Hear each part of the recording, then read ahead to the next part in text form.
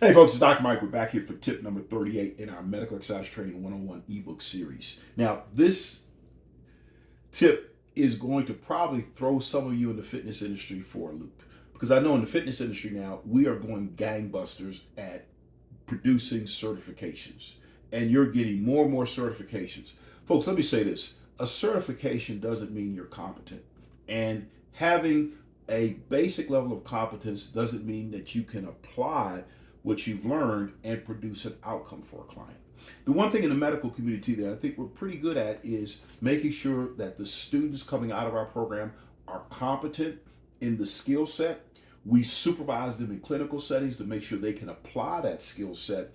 And then when they get into their first year of working, there usually are other professionals there to look over their shoulder to make sure that they're applying that skill set to become good managers of the patients that they're seeing. But in the fitness industry, you take a certification, you pass the exam, you're out there on your own. It does not mean you're competent. It just means you've taken the certification exam and passed it. So, tip number 38. What credentials do medical professionals look for in medical exercise training professionals? Well, it's interesting. Medical professionals really don't know much about the certification process in the fitness community. Many medical exercise professionals and personal trainers market their certifications to physicians and therapists. They tell the medical professional about their certifications and the letters behind their name, but most medical professionals do not understand fitness certifications. Folks, we get licenses, and that license says we can practice in our discipline. We may get additional certifications or maybe get additional designations, but we're basing everything we do on our license to practice that particular discipline. In the medical community, we only know state licensure. So when fitness professionals present their certifications, medical professionals are a bit confused. In the last 20 years working with our MESs around the world, very few physicians ask for specifics on their certifications. They just don't. Most medical professionals assume if you're approaching them for referrals, you understand how to manage their patients, utilizing exercise. Medical exercise professionals discuss the wrong topics with referral sources. Medical professionals want specifics on how exercise will help their patients. They want research and guidelines to ensure the services you provide are appropriate as well as safe for their patients. Back in the late 1990s, we did a survey of orthopedic surgeons in the state of California. I spoke at a meeting of the American Academy of Orthopedic Surgeons in California. We had roughly 600 or 700 physicians that were in the room for my presentation. So we were able to get information. So let me continue to determine their thoughts on supervised exercise programming for their patients. That was my discussion. I was amazed by our findings. None of the orthopedists were concerned with fitness certifications. That's right, none. They have 5 concerns. Let me give you what they were. The physician's concerns were number 1, will the medical exercise professional develop safe and effective programming for their patients? Number 1. Number 2, will the medical exercise professional communicate effectively with the orthopedic surgeon and his or her staff?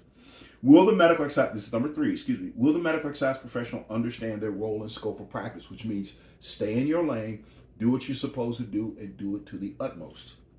Number 4, are medical exercise training services covered by insurance carriers? We're finding more and more insurance carriers are reimbursing for medical exercise services, but we're not finding that it is just covered carte blanche. And number 5, will medical exercise professional produce positive outcomes? We're finding across the board, wherever you are around the world, medical exercise professionals are doing a great job producing outcomes. These were the only concerns the orthopedic surgeons had. They didn't concern themselves about what certifications, what your renewals were, because they don't know. Just like when we started the medical exercise specialist certification, myself and another therapist, we had no idea the fitness certifications. We didn't even have a certification concept. It was just simply a workshop.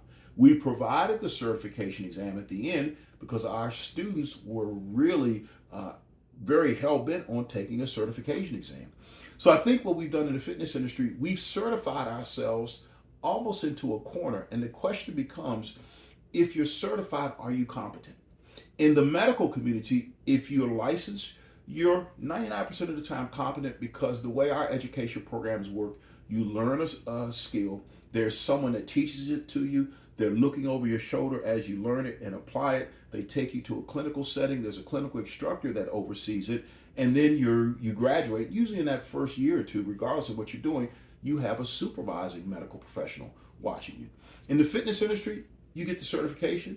It's taking that, you know how to do it. And competence requires application, not just simply certification. And please, if you would, let me finish tip number 38. Again, none of the physicians mention fitness certifications. Address these topics with medical professionals. In addition, clearly explain how your services could help their patients improve their level of function.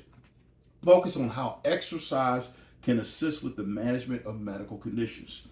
Do outline how you will communicate with the medical professional and let them know you have medical exercise training protocols we provide in our MES and our PRCS programs when managing their patients. Even show them a copy of one of our MET protocols. Finally, tell them how to refer and who to refer. They don't know.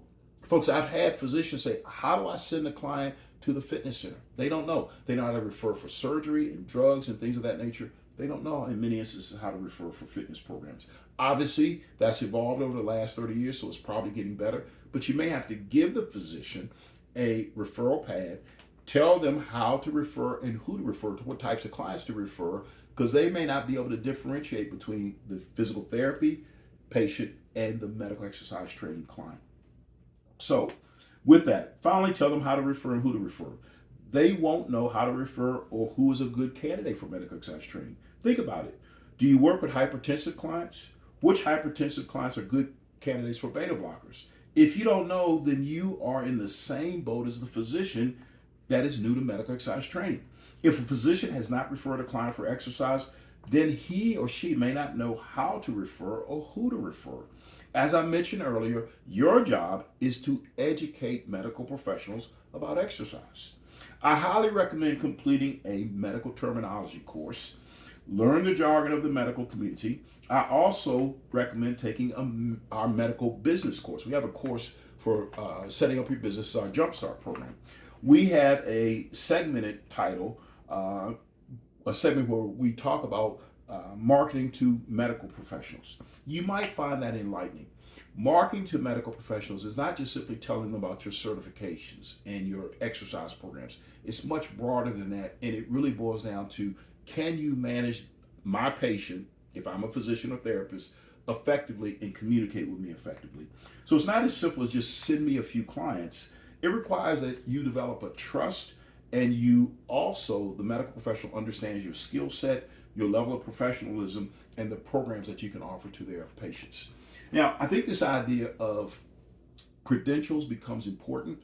I think over the next 20 years, as medical exercise training grows, we will have to move away from just so many certifications into a core group of competencies, objectives, and skills that every medical exercise professional is competent in and is proficient in, so that now we can start looking at producing outcomes. Outcomes is more important than the number of certifications you have. If you're really well educated, you got all these certifications, you should be able to produce outcomes. So please, if you would, make sure you go over to MET101ebook.com, download a copy of our ebook, and we look forward to seeing you on tip number 39. Take care.